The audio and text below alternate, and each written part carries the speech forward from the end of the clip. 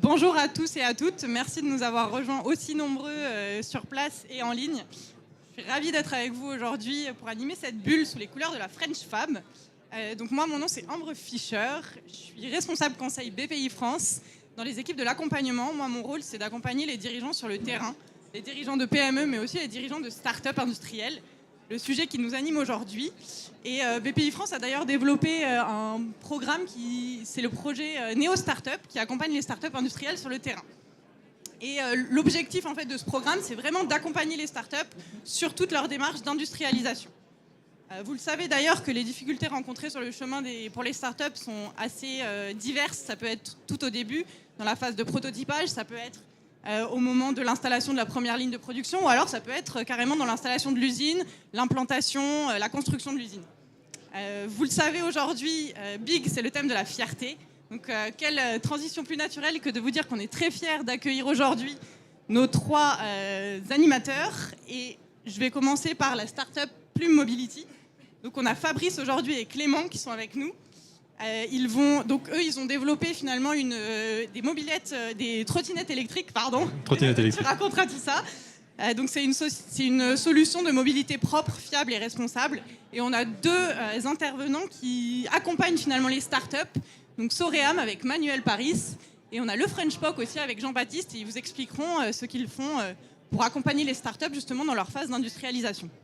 Donc je me tourne sans plus attendre vers toi, Fabrice, pour que tu nous expliques ce que c'est que Plume. Bonjour à tous. Donc, Plume, c'est une marque qui a une ambition qui est de transformer les façons de se déplacer. C'est une marque qui conçoit, qui développe et qui industrialise une nouvelle génération d'engins, comme vous pouvez voir à l'écran, pour une mobilité. En fait, on veut faire vivre une expérience de mobilité plus propre, plus fiable et plus responsable. Alors, pour parler de Plume, tu l'as un peu évoqué au départ, Ambre, il faut parler de notre genèse. Et notre genèse est née de trois constats. Le premier, c'est que les villes se transforment profondément, vous le constatez, pour de moins en moins de voitures. J'ai fait dire bagnole, j'ai utilisé les termes de notre cher président. Pour de moins en moins de voitures et surtout moins de congestion urbaine. Et je vous invite justement à la sortie du Big à compter le nombre de vélos électriques et de trottinettes électriques que vous croisez dans la rue, ne serait-ce que le temps d'une minute.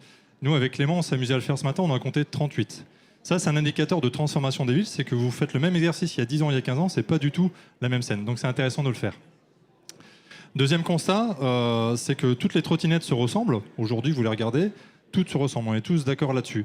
Aucune marque n'a fait le pari de changer cet engin, de le réinventer, ne serait-ce que pour correspondre aux besoins des usagers, ces fameux usagers. Ces usagers, nous, on les a écoutés, on les a interrogés, et tous nous disent la même chose, c'est qu'ils ont besoin plus de fiabilité, ils ont besoin plus d'autonomie parce que leur distance se rallonge, et ils ont surtout besoin de plus de sécurité. Et enfin, le dernier constat de notre genèse, c'est que ces engins qui sont destinés à un usage décarboné, sachez-le, ils proviennent tous, ils sont tous fabriqués à 10 000 km d'ici. Sachant qu'on va le regarder sur un slide, je me permets, si tu peux. Ça, c'est les utilisateurs, on passe. Donc je vous dis, tous sont fabriqués en Chine alors que le premier marché est en France. Aucune industrie n'existe en France, ni même en Europe. Le premier marché mondial est en France, suivi de l'Europe. Vous pouvez le voir sur les courbes, on s'amusait à faire une comparaison, alors c'est des chiffres officiels, entre les ventes aux particuliers de vélos assistance électrique et de trottinettes électriques. Et depuis 2018, d'ailleurs, il se vend plus de trottinettes électriques que de vélos assistance électrique. Donc le marché, il est énorme. Il est tellement énorme qu'aujourd'hui, c'est plus de 2,5 millions d'usagers, ne serait-ce qu'en France. Et je ne parle que de la France. Alors nous, c'est le pari qu'on a fait, en partant de ces trois constats qui ont fait notre genèse, c'est de réinventer cette nouvelle génération d'engins pour faire un engin plus propre, plus fiable, plus responsable et surtout plus sécuritaire. Souvenez-vous des usagers, le besoin de sécurité. Et si on revient juste sur la première slide, excuse-moi, je te fais naviguer un peu à l'envers, la première, en fait, on s'est servi du besoin de visibilité. Et chez nous, ça s'est traduit par de l'hypervisibilité. Donc, c'est les fameux halos lumineux que vous voyez à l'avant. Et en fait, avec cette hypervisibilité, vous pouvez être vu à 360, indiquer votre direction et être beaucoup plus en sécurité parce que, justement, vous êtes vu. Et cet élément d'hypervisibilité, c'est devenu, on a fait un élément design, c'est devenu la singularité de notre produit. Elle s'appelle la Plume Allure.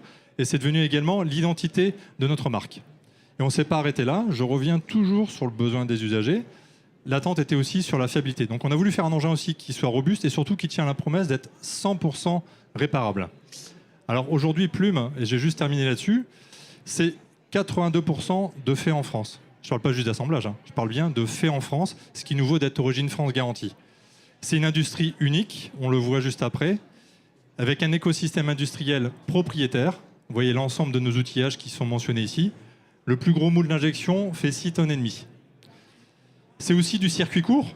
Alors le circuit court, vous le connaissez au travers d'alimentation, avec vos fruits et légumes. Nous, on l'a fait sur notre industrie. Et donc aujourd'hui, sur ce circuit court, on a 3 de nos 4 industriels process qui sont dans un rayon de 50 km autour de nos bureaux. Et enfin, Plume, c'est aussi des collaborateurs. C'est le premier ADN de la marque. C'est 10 collaborateurs sur lesquels, évidemment, on partage des valeurs communes, mais surtout, on partage quelque chose qui est essentiel, c'est la même conviction, de faire quelque chose qui a du sens et surtout quelque chose qui est dans l'air du temps. La mobilité décarbonée, elle a un impact qui est énorme. Et c'est 40 personnes autour du projet qui sont animées aussi par cette même conviction. Donc voilà, donc faire en France, c'est pas simple, c'est un vrai défi, mais c'est pas impossible. Et surtout, c'est incroyable à quel point ça a mobilisé les énergies, que ce soit en interne ou en externe, autour de notre écosystème. C'est une vraie fierté. Merci Fabrice. Donc tu l'as mentionné, effectivement, un des gros défis que vous êtes lancé, c'est le Made in France, avec, tu le disais, 80% de production Origine France. Donc c'est un challenge. Est-ce qu'il y a d'autres défis aussi Finalement, quel est le défi du Made in France? Comment tu l'as relevé et quels ont été les autres défis auxquels tu as dû faire face depuis la création de ta start-up? Ils ont été nombreux. Mais en parlant de défis, il y en a un qui est essentiel parce que, rappelez-vous, je vous disais que 100% des produits sont fabriqués à 10 000 km d'ici. La Chine, pour ne pas le dire autrement. Aujourd'hui, je connais un peu l'industrie chinoise, surtout notre industrie et d'autres industries. Et je vais le comparer par rapport à la fabrication française. Vous concevez un produit ou vous le faites concevoir, vous allez en Chine, vous avez affaire à des industriels de produits finis. C'est-à-dire que vous avez un contact unique et derrière, eux vont gérer toute la relation avec les fournisseurs de composants, ce qu'on appelle les rangs 2, les rangs 3, les rangs 4. Et ils vous livrent un produit fini sur lequel vous n'avez pas à gérer toute la partie industrielle, ils le font pour vous. En France, c'est totalement différent, encore une fois, sur notre industrie. En France, vous avez affaire à des industriels de process ou de composants. Donc ça implique que c'est une gestion complètement différente du projet, c'est une coordination bien plus complexe, c'est une gestion des achats bien plus complexe. Donc effectivement, c'est quelque chose qu'il faut anticiper. Et ça, c'est une difficulté, il faut s'y préparer. C'est des moyens différents, c'est une gestion différente. Par contre, ça nous a appris aussi une chose, c'est que ça nécessite du temps et ce temps, il est important de le prendre. Merci beaucoup, Fabrice. Je vais peut-être maintenant me tourner vers Manuel. Je vais remettre ta petite photo, Manuel. Donc toi, tu accompagnes les startups, comme celle de Fabrice, par exemple, une fois leur preuve de concept faite, pour les aider finalement à passer à un produit commercialisable. Donc Sorem, vous avez déjà accompagné une centaine de startups depuis sa création. Est-ce que dans tes observations, tu as des conseils à donner aux futures licornes qui sont devant nous? Alors bonjour à tous.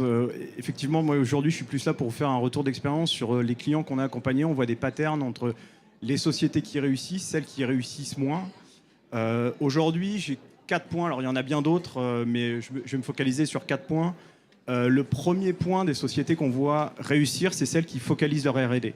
C'est-à-dire celles qui vont se concentrer, toutes leurs équipes de R&D internes, sur leur technologie cœur, qui ne vont pas papillonner à finalement faire ce qui existe déjà sur le marché. Donc tout ce qui dans votre produit, quand vous faites un produit industriel, tout n'est pas innovant forcément. Vous avez un certain degré d'innovation et à côté, vous avez des technologies qui sont usuelles. Perdez pas votre temps à avoir des équipes de R&D qui travaillent dessus. Entourez-vous des bons partenaires pour développer. Et focalisez vraiment votre R&D sur cette compétence cœur, c'est ce qui vous fera durer sur le long terme. Le deuxième point, c'est le modèle économique. Le modèle économique aujourd'hui, et en particulier sur le modèle de revenu, le modèle de vente brute aujourd'hui est hyper concurrencé, comme tu le disais Fabrice, par la Chine. Pourquoi? Parce qu'ils savent produire pas cher.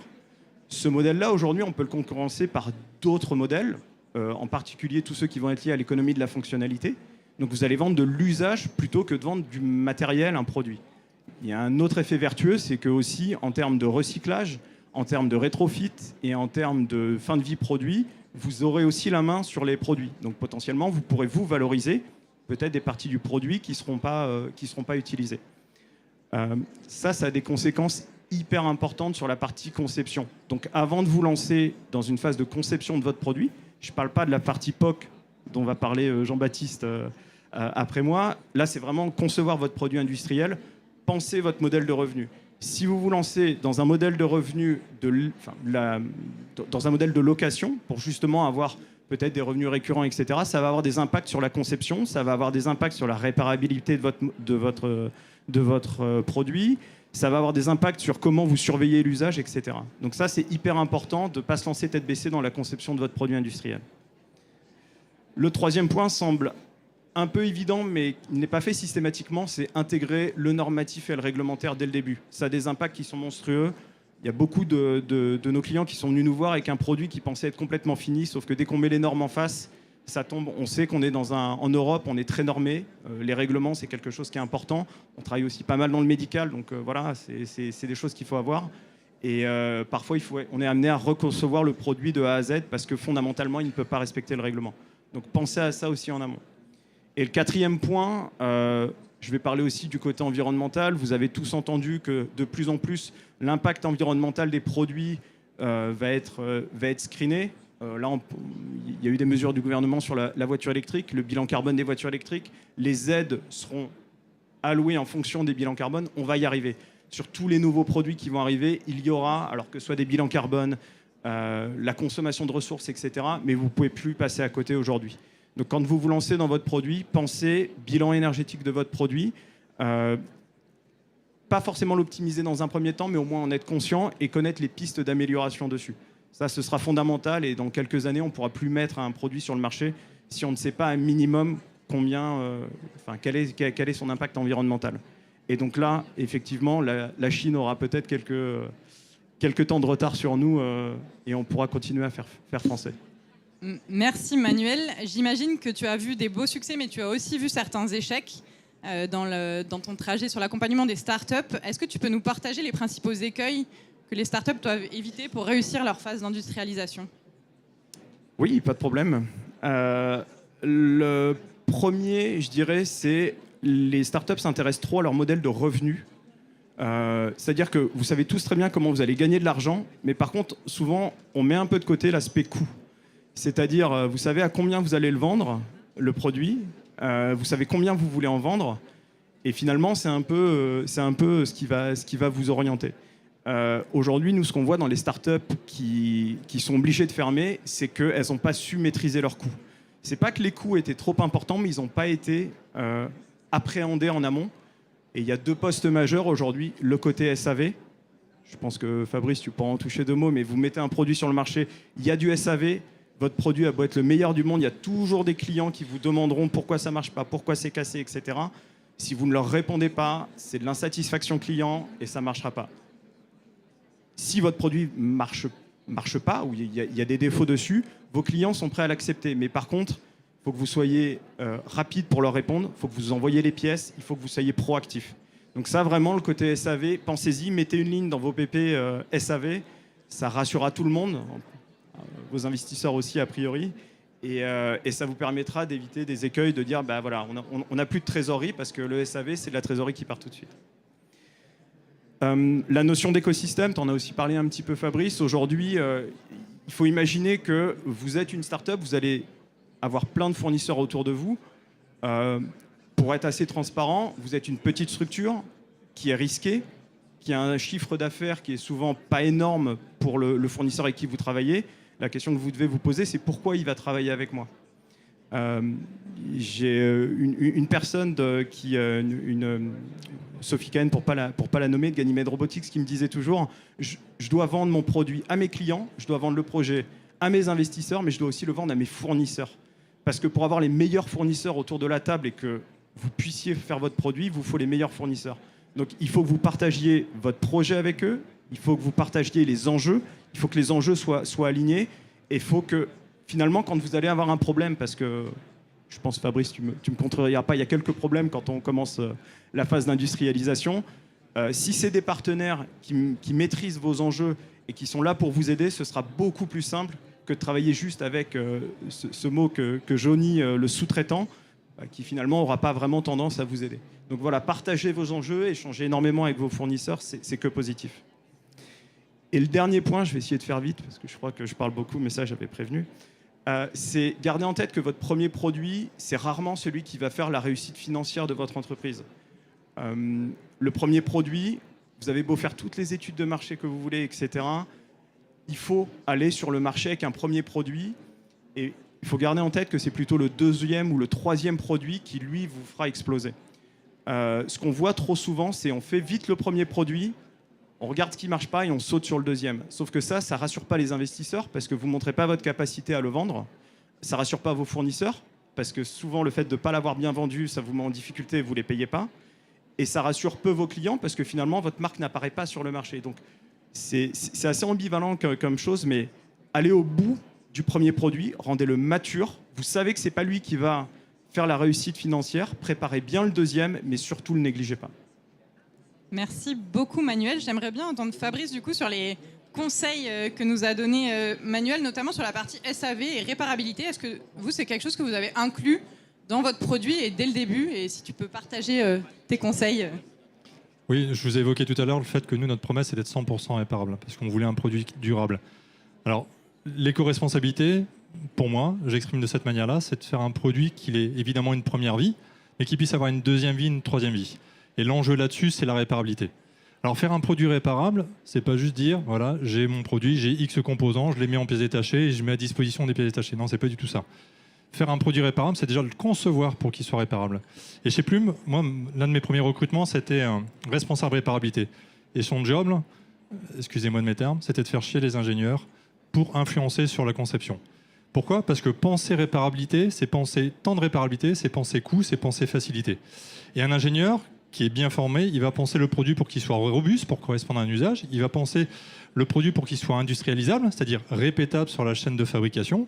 Et ça, c'est déjà un vrai défi pour lui. Mais le penser en plus qu'il soit réparable, facilement démontable dans un temps record, etc., il n'a pas ce réflexe-là. Le responsable réparabilité a eu ce réflexe-là. Et nous, c'était vraiment l'enjeu, c'est de faire ça pour que ce coût soit le plus bas possible, qu'il soit accessible auprès de nos clients, c'est-à-dire que nos clients puissent réparer. D'ailleurs, on a un exemple concret. On a amené 2 composants. Celui-ci, là, c'est une batterie. Bon, il n'y a pas des cellules dedans, c'est pour ça qu'elle est aussi légère. Mais regardez, en fait, rien n'est soudé. La technologie batterie aujourd'hui, c'est que des cellules qui sont soudées. Ce qu'on appelle les cellules, c'est des piles. Là, c'est de la visserie. En fait, on a fait une batterie assemblée. Elle est démontable. On peut remplacer chaque cellule. C'est-à-dire que cette batterie va vivre 10 ans et on va changer uniquement ce qu'il y a à l'intérieur. C'est à l'opposé des règles du marché. Mais on le fait pour que nos clients puissent avoir un produit qui dure longtemps. Merci beaucoup pour ce bel exemple. Je vais maintenant me tourner vers Jean-Baptiste. Jean-Baptiste, tu vas nous parler du French POC donc, que tu as fondé. Est-ce que tu peux nous dire à quelle phase d'une start-up finalement tu interviens et comment tu les aides? Voilà, très bien, merci. Donc, je m'occupe d'Accendus, qui est un accélérateur de start-up. Et en 2016, on s'est aperçu qu'il fallait qu'on aide bien avant les sociétés. Donc, le French POC, alors POC veut dire preuve de concept, mais en réalité, on fait 3 choses.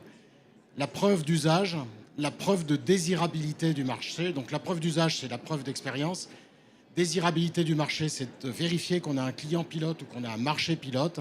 Et ensuite, on attaque le POC technique.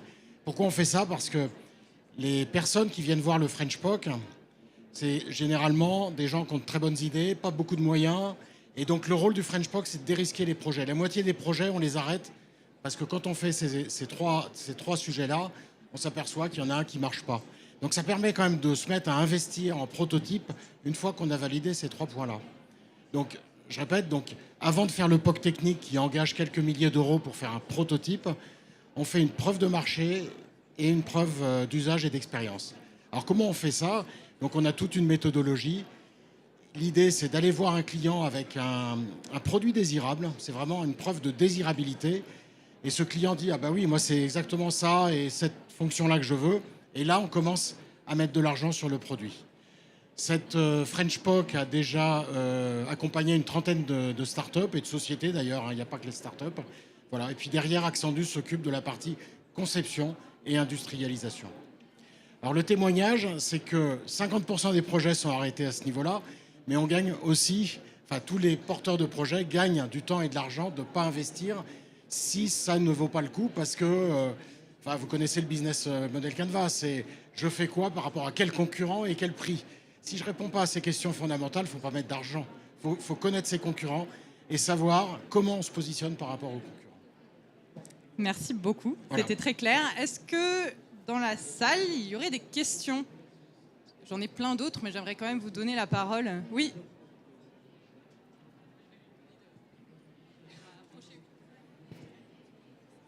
Bonjour. Une question par rapport à French POC. Du coup, pour être sûr de bien comprendre, pour juger de la désirabilité d'un produit, souvent lorsqu'on est dans un produit hardware, on est quand même obligé de faire un prototype et donc d'investir un minimum pour avoir quelque chose à montrer à des utilisateurs, à des clients. Comment vous gérez cette partie-là ? Vous faites, alors je ne sais pas de quoi vous parlez, mais souvent c'est de faire le design du produit et de représenter ce qu'il va. Alors je vais prendre l'exemple du vrac. On fait un système qui permet, quand vous faites du vrac dans un grand magasin, vous ne savez pas combien vont coûter le paquet de cacahuètes que vous avez mis. Et vous attendez d'être à la caisse pour le mesurer. Bon, donc cette start-up a inventé un système qui permet directement de voir le prix. C'est tout bête. Avec ce système-là, ils ont été voir le patron de Carrefour qui a dit « Mais moi, équipez-moi un magasin, ça m'intéresse, ça me plaît. » Et derrière, ils ont pu financer leur prototype. C'est un exemple. Je ne sais pas quel est votre produit, mais c'est un exemple qui permet d'imager ce que j'appelle une preuve de désirabilité. Merci. Est-ce qu'il y a d'autres questions ? Oui.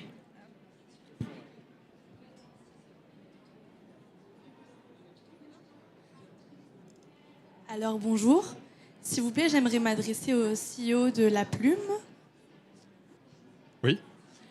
S'il vous plaît, j'ai noté une question. Donc, quels sont les principaux défis auxquels vous avez été confrontés dans l'industrie des trottinettes électriques ?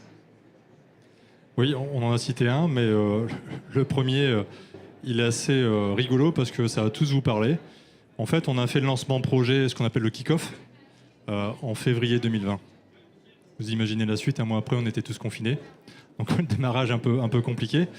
Et s'en est suivi des augmentations, de pénurie des composants électroniques. On en a un paquet sur notre produit. Pareil pour le reste des composants, l'acier, le plastique, le carton, en plus de l'inflation. Donc en fait, tous nos composants ont été touchés. Donc c'était dès le départ une vraie difficulté. Donc on a eu à faire face à ça. Mais dans la vie d'une entreprise, encore plus d'une start-up, des difficultés, vous en vivez tous les jours. Mais celle-ci, moi, elle m'a marqué parce qu'elle nous a à un moment donné, pas stoppé, mais ralenti. Et en fait, ça nous a apporté une notion qui est la notion du temps. Qu'on connaît tous, on se dit tous, il faut prendre le temps de bien faire les choses. Et bien ce temps, il s'est imposé à nous. Et ça nous a permis de bien réfléchir. Je parlais des industriels de process tout à l'heure en France, différents de la Chine. De bien choisir notre écosystème d'industriels, avec qui on voulait travailler, mais surtout avec eux qui voulaient travailler avec nous. La motivation, elle va dans les deux sens. Donc ce temps-là nous a servi pour ça. Il nous a servi aussi pour prendre les bonnes décisions. Parce que souvent, le temps est toujours une problématique, mais on ne le prend pas de la manière inverse. Le temps, nous, on l'a mis au bénéfice en disant on va soigner nos décisions. Ces décisions, on les prend collectivement. Pour moi, l'équipe, c'est le cœur, c'est essentiel. Clément pourrait en parler largement. Mais ces décisions, elles étaient collectives. Donc ça vous rend plus serein sur vos décisions et ça vous rend aussi plus serein sur vos renoncements. Parce que des renoncements, vous êtes obligé d'en faire. Donc ça, c'était une difficulté majeure. Je pourrais en citer plein, mais celle-ci, elle a été très marquante pour moi. Merci beaucoup. Est-ce qu'il y aurait d'autres questions ? Oui.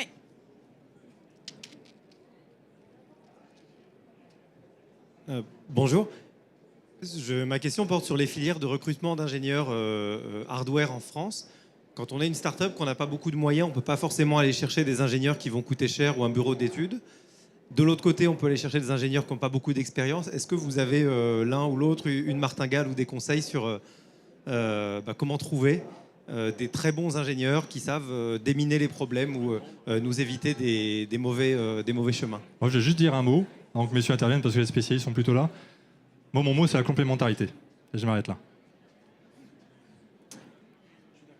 Alors, merci. Je ne sais pas si ça suffit comme réponse. Non, il n'y a pas de solution miracle. Aujourd'hui, alors le but, c'est absolument pas de vendre ce qu'on fait, mais aujourd'hui, c'est d'aller chercher des centres de développement qui vont vous accompagner dans le développement. Ça permet au niveau de la start-up de ne pas avoir à recruter et d'avoir des équipes qui sont monstrueuses et ensuite de devoir s'en séparer. Ça permet en fait de consommer, entre guillemets, un développement pendant une période donnée avec un engagement de résultat, etc. Ça permet d'aller chercher les bonnes compétences pendant un moment qui sera court, malgré tout. Et il faut imaginer qu'une équipe de développement aujourd'hui, quand vous faites un produit industriel, c'est pas que les compétences techniques, c'est la méthode. Donc, qu'est-ce qu'il faut faire ? Comment bien le faire ? Et deuxièmement, c'est votre équipe, comment elle va se parler, comment les gens vont se parler entre eux, comment ils vont se passer l'information, quels sont les automatismes qu'ils vont avoir. Donc aujourd'hui, c'est un petit peu ça le premier point que j'abordais, c'est focaliser la R&D sur vraiment le cœur de technologie, et tout le reste, vous avez des partenaires autour de vous qui peuvent vous aider, qui ont déjà tous ces automatismes et qui sont capables de vous faire aller plus vite sur le marché. Parce que la question du temps est toujours liée à la question de l'argent. Plus vous allez vite sur le marché, moins vous avez d'argent à mettre sur la table. Merci. Pour juste souligner ton exemple, concrètement chez nous, c'est 10 personnes internes, mais 40 personnes autour du projet. Donc c'est exactement dans la veine de ce que tu dis. Juste un petit complément. Donc, le modèle d'Axandus, c'est d'être au sein d'une entreprise industrielle avec que des anciens, des gens qui ont de l'expérience. Donc que ce soit à Lyon chez Sercel ou à Nantes chez Sercel ou Lyon chez EFI, ce sont des gens issus pour nous de l'automobile, des ingénieurs capés qui ont 30 ans d'expérience, mixés avec des jeunes. Et donc l'équipe Axandus qui est dédiée aux startups, ce sont des gens issus de ce métier-là et dans une entreprise qui peut les aider à développer. Bon, c'est un élément de réponse. J'aurais une petite question en complémentarité finalement de cette question sur le recrutement. Étant moi-même femme ingénieure, j'ai pu voir que du coup dans mes études, on était environ 15% de femmes. Et vu le nombre de femmes qu'il y a dans la bulle, je pense que c'est un sujet qui intéresse beaucoup. Qu'est-ce que vous faites aujourd'hui et comment vous le ressentez ça dans vos startups? Est-ce que du coup, il y a plus de femmes qui viennent? Est-ce que sur les lignes de production ou alors à la tête de start-up, vous le ressentez? Comment vous agissez aussi pour rendre les équipes plus mixtes? Je commence. Alors chez nous, de manière très simple, moi c'est une volonté, on se l'est inscrit, c'est qu'on ait une mixité. C'est la volonté qu'on a. Et d'ailleurs, on était à 40% d'équipes mixtes, donc pas complètement mixtes, mais 40% de femmes pour 60% d'hommes, dont 20% ont été ingénieurs. Donc, mais notre volonté est là. C'est pas simple, c'est pas évident. Ce que tu l'as souligné juste avant, c'est que dans ton école, vous n'étiez que 15%. Alors, je pense qu'on n'est pas le bon exemple de mixité aujourd'hui. Deux choses sur la partie, nous on a un centre de développement et un centre de production. Sur le centre de développement, on a arrêté de chercher la parité au niveau de chaque métier. C'est-à-dire qu'aujourd'hui on a des métiers de la mécanique, des métiers de l'électronique, des métiers de l'informatique. En fait, on va chercher plutôt la parité au global sur l'ensemble de l'équipe. Alors, je dirais la parité, la mixité, que ce soit femmes, hommes et aussi différentes cultures. Donc on essaie d'avoir cette approche très globale, mais arrêter de se focaliser. Aujourd'hui, nous, à notre taille, on ne peut pas régler le problème dans les écoles, des écoles qui vont avoir 15% de femmes. Derrière, on a la même chose. Par contre, par cette vision qui est plus globale, on arrive à avoir, on doit être à peu près à 30-35% sur la partie centre de développement.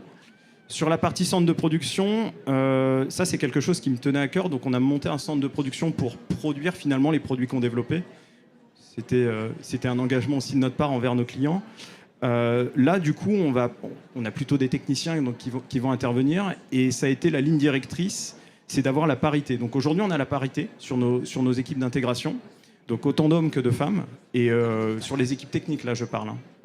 Sur le support aussi, mais sur les équipes techniques, on a autant de monteurs que de monteuses sur les produits. Ça ne s'est pas fait du jour au lendemain. Moi, j'interviens beaucoup dans les lycées, puisque finalement, c'est au lycée que ça se décide, en fait, finalement. J'interviens beaucoup avec... Il y a pas mal d'organismes aujourd'hui qui nous proposent, en fait, d'intervenir. Et on essaye justement de leur expliquer que le travail à l'usine, c'est pas juste un poste que vous allez faire pendant 40 ans. C'est aussi une évolution. Donc, on a mis des évolutions de carrière, alors pour les hommes et pour les femmes. Mais ça leur montre aussi que c'est tout un chemin et que réussir en production, c'est pas forcément passer au bureau d'études. On peut réussir en production en restant en production. Donc on a fait tout ce travail.